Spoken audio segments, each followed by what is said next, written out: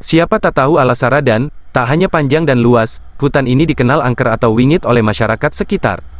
Keangkeran Alas Saradan ini dituturkan oleh Sumarlan, anggota TNI asal Kecamatan Delopo, Kabupaten Madiun. Tentara yang akrab disapa Ome ini bertugas di Yonif 521, dan pernah bertugas di daerah terpencil seperti Ambon, Papua, dan Aceh. Uniknya, dari semua daerah tersebut, Ome mengaku mengalami peristiwa seram justru saat bertugas di Madiun. Di sana dia ditugaskan menjaga gudang amunisi di Alas Saradan. Kita masuk ke dalam hutan sekitar pukul 1 dini hari, setelah apel di depan sekaligus pergantian personil, kata Ome, Kamis tanggal 12 November tahun 2020. Belum sampai masuk ke dalam hutan, kengerian sudah mulai terasa, terlihat dari pinggir jalan hutan yang begitu luas, pepohonan jati yang rimbun dan menjulang tinggi menambah seram suasana jalan raya yang mulai sepi di malam hari. Makin ke dalam makin mencekam, hutan benar-benar sangat gelap, satu-satunya alat bantu untuk berjalan adalah senter. Suara kendaraan tak lagi terdengar, berganti dengan kesunyian hutan dan suara binatang malam yang mencekam.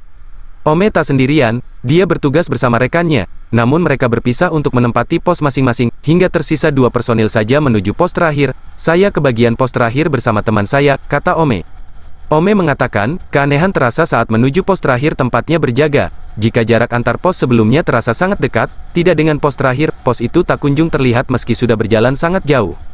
Hingga matahari menyingsing, Ome dan rekannya tak kunjung menemukan pos yang mereka tuju. Karena frustasi, keduanya memutuskan beristirahat dan membuka bekal makanan. Begitu kami melanjutkan perjalanan sebentar, langsung ketemu, kata Ome.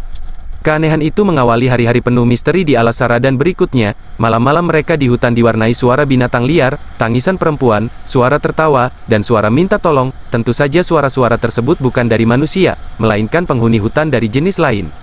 Seperti keangkeran peristiwa malam ini, karena kelelahan bertugas, rekan Ome tertidur pulas di posnya. Hanya Ome yang tak bisa terlelap, dia seperti terjaga dan tak bisa memejamkan mata. Saat itulah Ome mendengar suara benda jatuh dari pohon. Spontan anggota TNI itu memeriksa situasi di sekitar pos menggunakan senter. Suara benda jatuh kembali terdengar kedua kalinya. Kali ini diikuti benda menggelinding ke arah kakinya. Saat mengarahkan senter ke bawah, Ome terkejut bukan kepalang. Dia mendapati benda tersebut adalah kepala manusia. Mulutnya robek melebar dengan gigi menyeringai.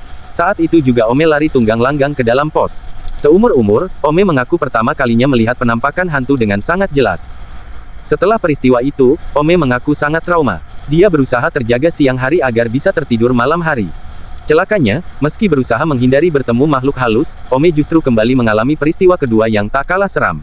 Kejadian itu terjadi saat perjalanan keluar hutan, saat pergantian personil setelah bertugas selama 15 hari.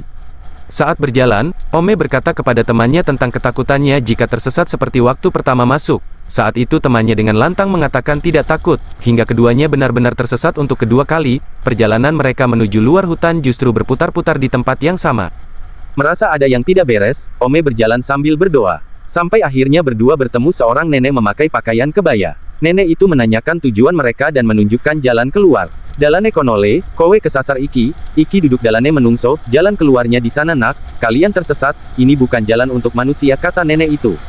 Benar saja, setelah mengikuti arahan nenek itu, 2 anggota TNI tersebut bisa menemukan jalan keluar hutan. Pengalaman itu membawa pelajaran bagi Ome yang kini bertugas di Kodim 0809 Kediri untuk tidak jumawa. Selain manusia, ada makhluk lain yang hidup berdampingan. Para pemudik lebaran hendaknya siap-siap menemui kemacetan di Jalan Negara Surabaya Madiun, ruas jalan kawasan hutan Saradan, atau sekitar 30 km sebelah timur Madiun. Ruas ini merupakan langganan macet setiap musim mudik lebaran. Pasalnya, pada ruas sekitar 8 km ini terdapat 2 perlintasan kereta api, yaitu di Desa Kaligunting, Kecamatan Mejayan, dan di Dusun Wadukan, Desa Sugihwaras, Kecamatan Saradan. Dalam sehari dilewati sekitar 50 kereta api.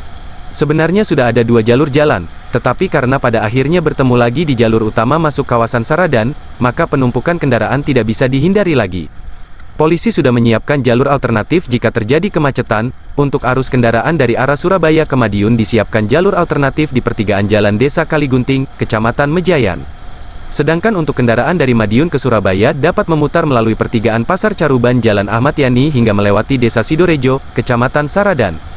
Tapi masalahnya, jalur alternatif tetap akan bertemu di Jalan Negara sehingga berpotensi menjadi bottleneck sehingga terjadi penumpukan kendaraan di Jalan Negara.